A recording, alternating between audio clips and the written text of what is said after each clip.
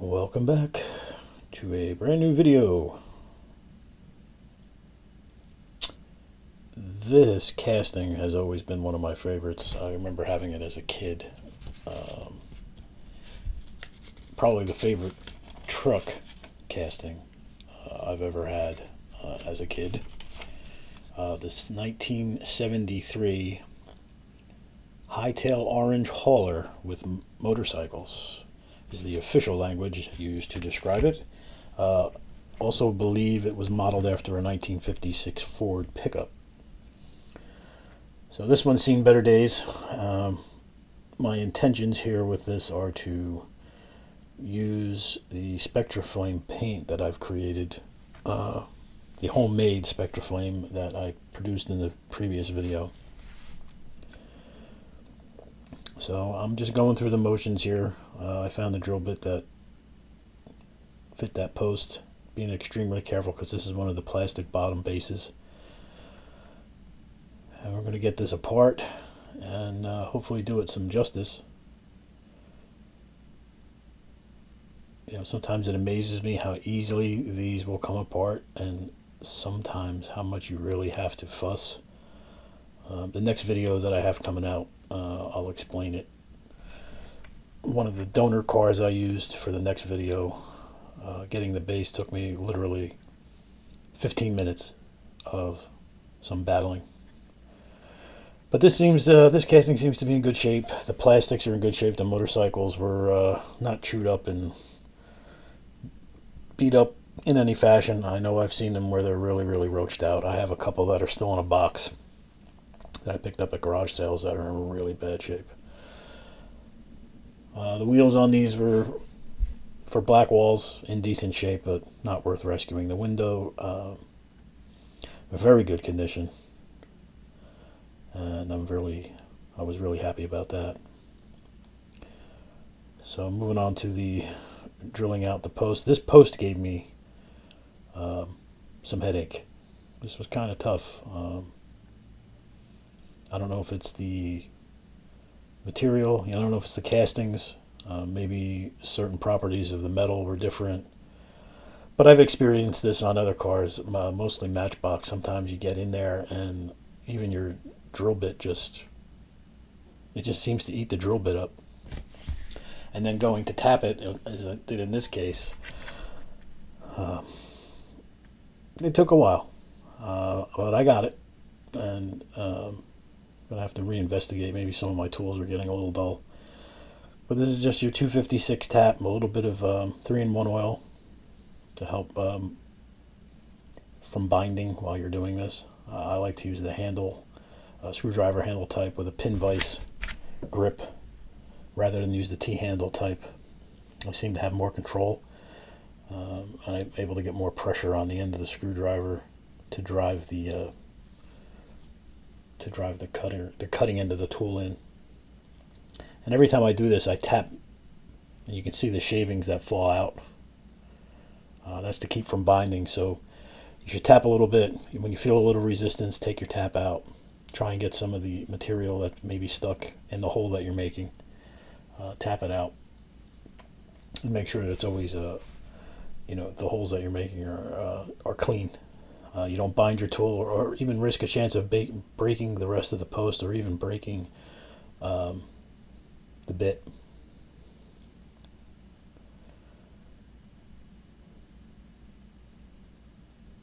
So this process can be arduous, but I always like to show it when I can. I don't like to cut things like this out or fast forward through them. I like to give people a false sense of, oh, this is really easy. Sometimes it is. For the most part, it is. Sometimes it can be a real bear. So I found with this, for whatever reason, the first screw that I attempted to use to fit, I like using the Phillips head variety of button head screw. And I believe this one was just too short. It wasn't quite catching where the thread started. So it just was spinning and spinning. And I decided to go back to the other variety of button head screw, the Allen key button head screw that have that has a little bit of a longer, it's just a longer thread. I keep several varieties. I prefer to use the screwdriver, the Phillips head screwdriver version, the screw head, but sometimes you can't. So it's always good to have the variety around in case something goes wrong, and inevitably it will. So I got a new screw with the Allen head type, and this screw works perfectly.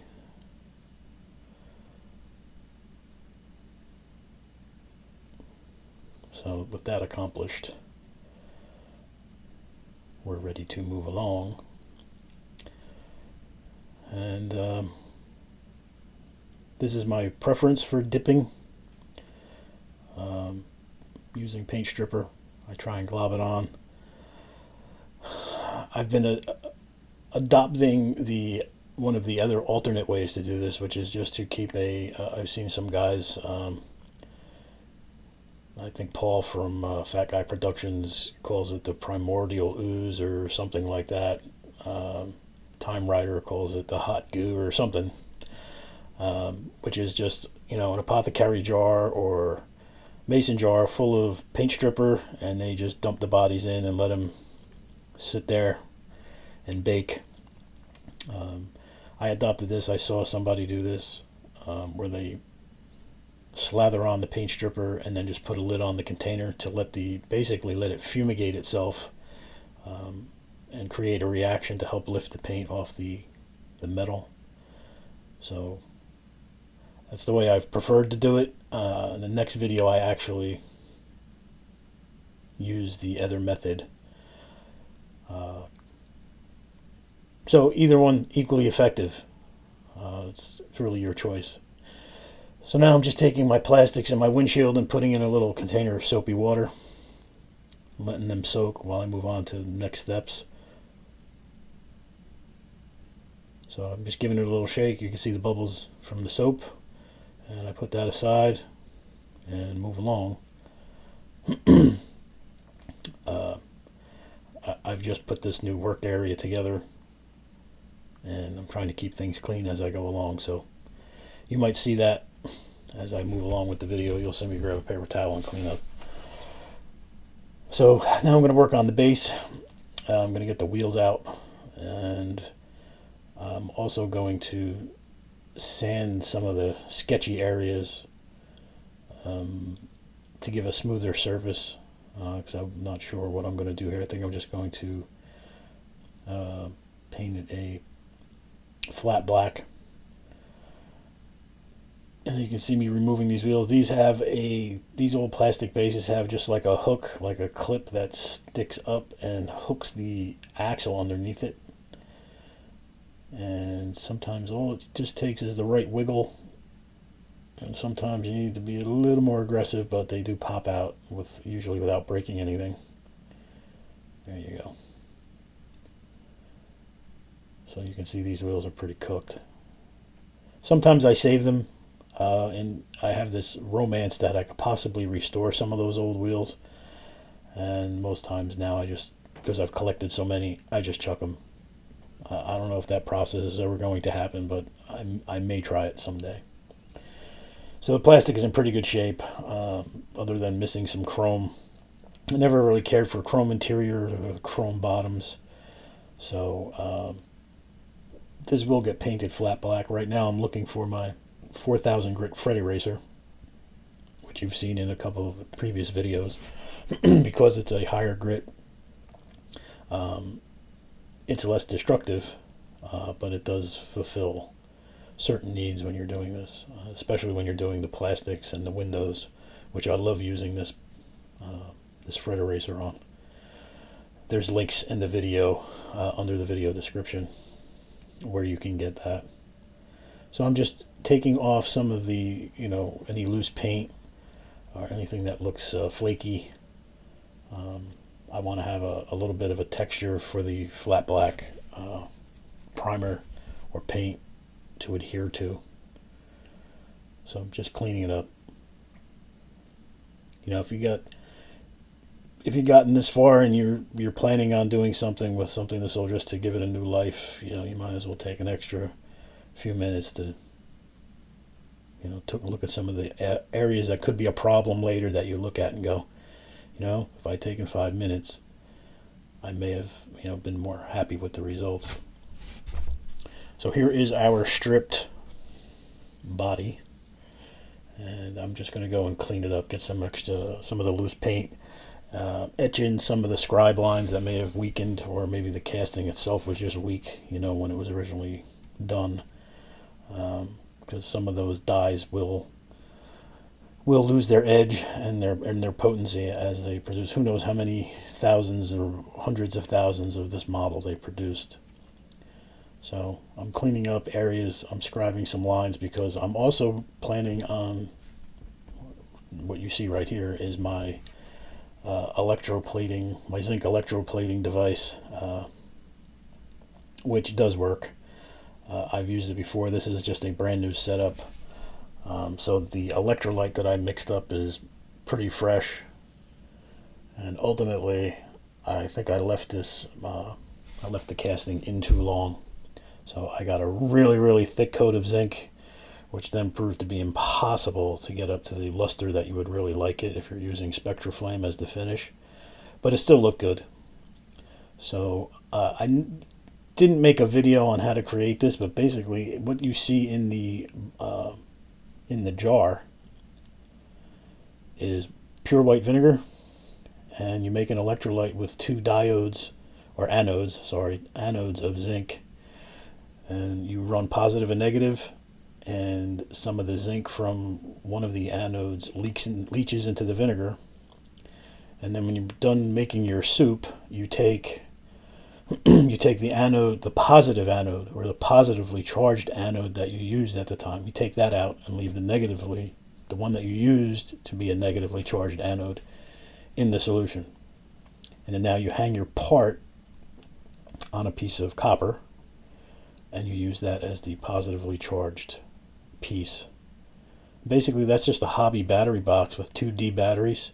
So 1.5 volts each, you know, times 2, 3 volts as it goes along. And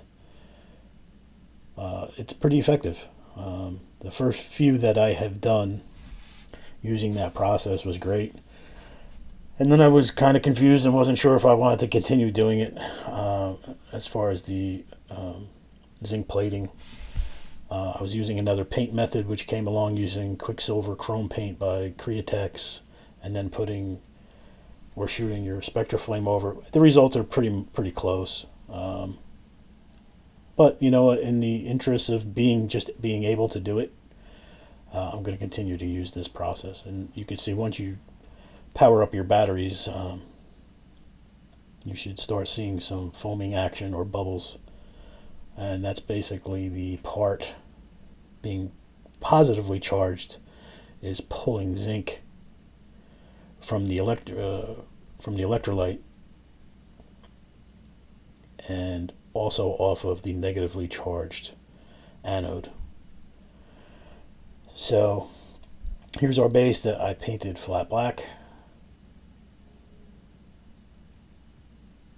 Came out pretty decent. Some of the smoother areas are in there. I actually put an axle tube in there that I later changed, so I did not use an axle tube in this. I went back to a different set of wheels, so that axle tube you can disregard. It no longer exists. Here is the zinc plated piece, and that is the character of zinc. It comes out gray, and that's a heavy coat. I mean, that's really thick. So now I have to sand polish multiple times to get the job done, and I probably shouldn't have left the piece in the solution that long.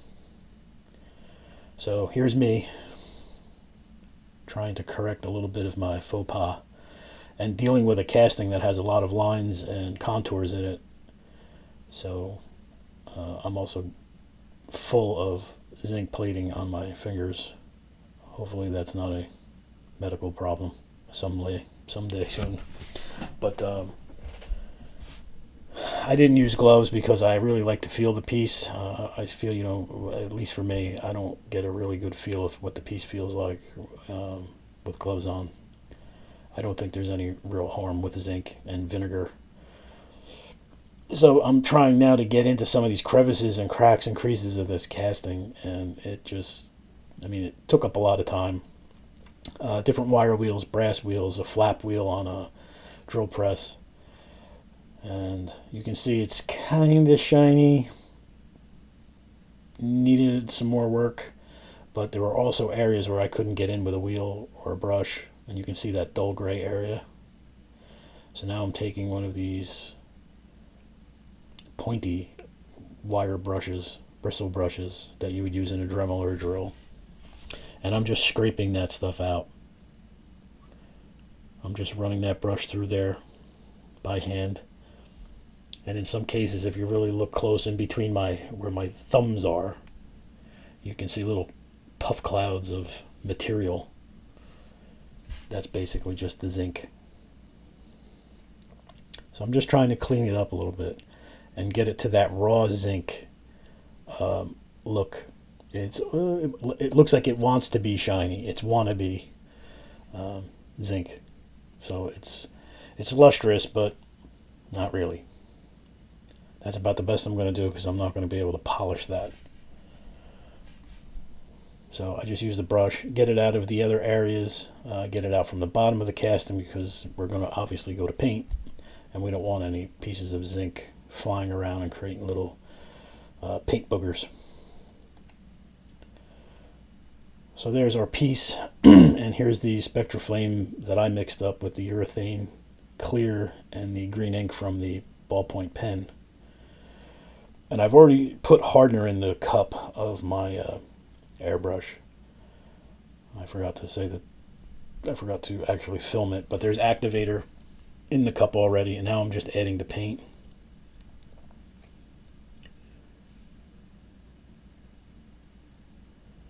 And it was just around this time I was crossing my fingers and hoping that this process would work just like regular Spectra Flame from the Redline shop. And much to my surprise and glee, it does work. It seems that it may take, let's say it took you 4 coats of the Redline or the Redline shop Spectra Flame to get your desired result. This took me 6 or 7. So a couple extra coats, but I ended up using less material. Or less paint. Basically, I filled the cup up once, and I got probably 7 coats out of it. So I didn't dig deep for how much material I had to apply or how much product I had to use. I did have to dig deep for the time that it took me. So in between coats, you let it dry a little bit and let it tack, and then you apply another coat, and then you let it tack. So you can see it's turning a little green. And you just repeat the process until you get that color that you want. I was happy that it worked. I was happy that the coating dried as hard as it did, and I'm going to try it again. So far, success. 1 for 1, batting, a billion. So here I'm using my fret eraser again to clean up that windshield to get that dull gray even sheen before we put it in the dip.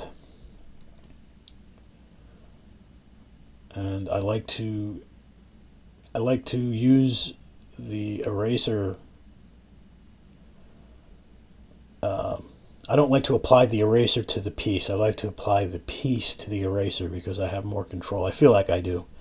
I'm not going to break the piece. I'm not putting unnecessary pressure on the piece. Sometimes you have to. You need to work the opposite way. But whenever I can, as you can see, I'm using the piece against the eraser. And I'm looking for an even sheen before I dip. And there's the dip, which is Pledge Revive It. I call it by 1,000 different names, but the product itself is Pledge Revive It. Tire shine, window shine, whatever else you would like to call it. And I also chose to give my motorcycles, or the motorcycles, a dip too.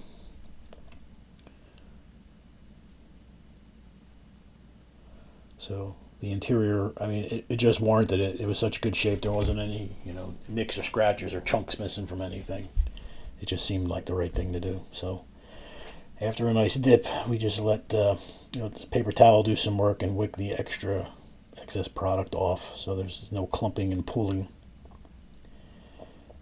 And then we just cover it so no dust gets on it, and next case, just move on. So here's all of our parts. You can see the finished body is a nice lime apple green color. The window looks great. The cool thing about this casting is there's this little slot where this windshield slides in.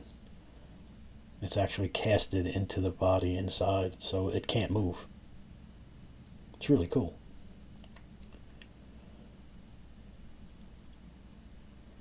And here we are getting our motorcycles in the bed of the truck and the interior, which looks great. Very shiny.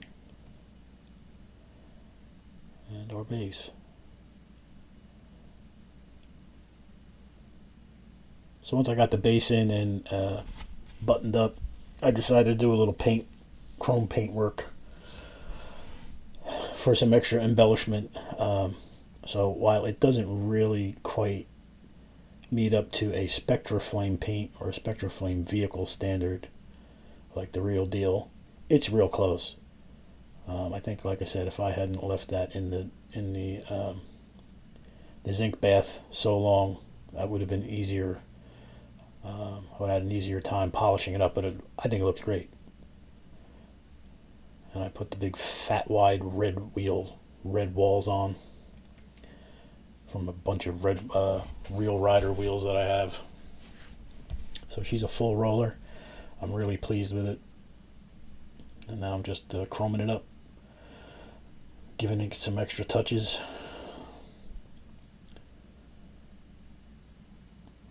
And I really need to get myself one of those giant magnifying craft lamps that has a lamp and a magnifier loop on it.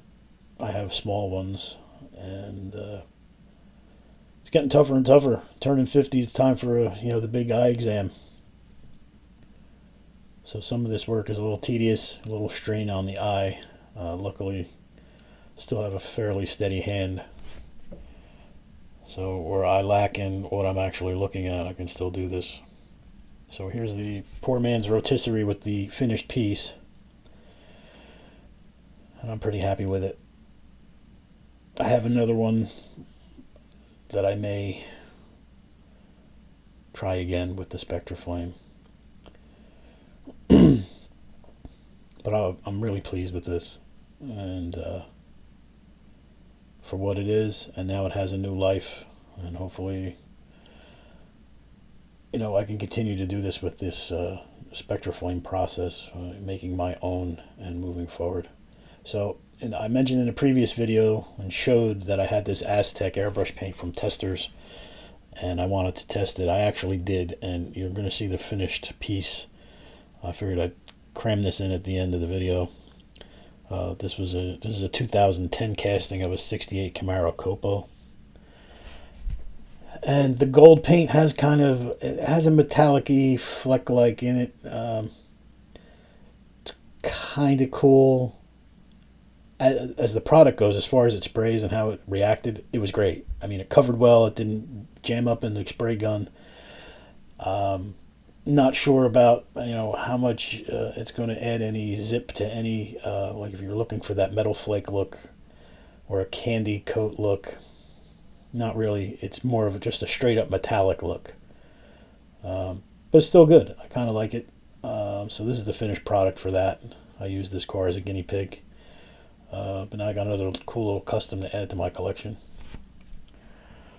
So that's really about it. I was pleased with all of this, how this went. I'm going to do, I'm definitely going to do this again with Spectra Flame, my own mixed versions of it, and see how it goes. So that's it for now, guys. I really appreciate the support. Don't forget to like, comment, and subscribe. Leave me tips. Give me comments. Anything you guys can pass along or would like to see, that's great. So next video is probably going to be a custom, another custom. I'm going to be a little secretive about it. Not that it's a big deal, but you know, I want to keep you chomping at the bit, see what's coming up. So hope everything is well. Thanks again for watching, and I'll see you in the next one.